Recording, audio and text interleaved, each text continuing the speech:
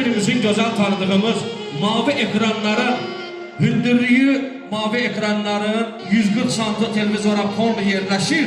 Balaca ekran olanda ama ekrandan yukarı görünür. Bizim hamımızın əzizimiz olan boyuyla, qamətiyle bütün Azərbaycan toylarına güzellik veren Turan Qarabağlı'nın rəhbərliyiyle sevgi ansambulu. Hoş gəlib, şəfa buyurun. Ansambulun ürəyi. Allah səni qorusun.